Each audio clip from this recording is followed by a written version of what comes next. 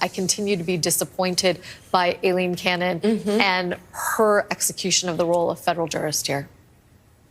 So just to make a point here that's sort of in the background, Joe, Lisa Rubin says, I continue to be disappointed in this judge. We look at some of these decisions. They seem basic. What you don't see here on this broadcast is conspiracy theories. Oh, that Trump is pulling the strings based on no facts. You don't see here hair on fire.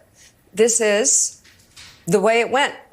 And because of, as you pointed out, the justice system, it's not perfect, but this is the judge we got. I mean, you look at what she's talking about regarding jury instructions. It's crazy. It's crazy. A 12-year-old that went with her mother to take a kid to court day, like as a lawyer or something, would have come up with a better ruling than she's come up with. It's bizarre. And I am sure that if that's appealed, now that there's time, the 11th Circuit will excoriate her again.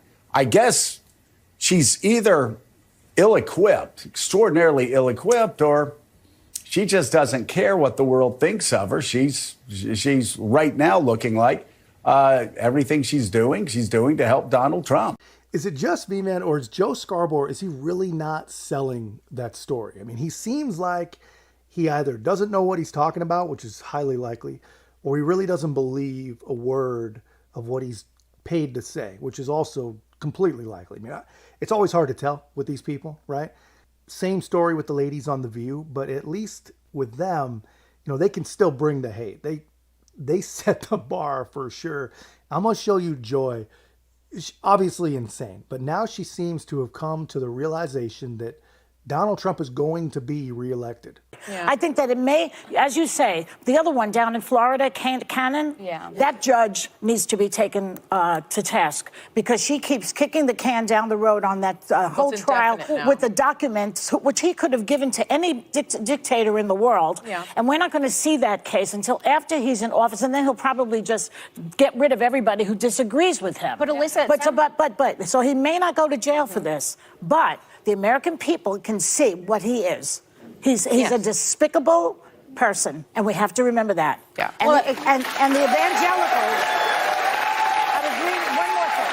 The evangelicals, I've been away. The evangelicals are doubling down on him. They like him even more than they used to like him. And I was reading today that they cite the Bible for this. Yes. They cite the strong men like Salmon. What's his name? Samson. We know how it ends for Samson, by the way. I dated Salmon, but they're talking about Samson. Keep in mind, Joy, that the Bible, when people want to quote the Bible, that's how they used to keep black people down in the South. They used to quote the Bible all the time.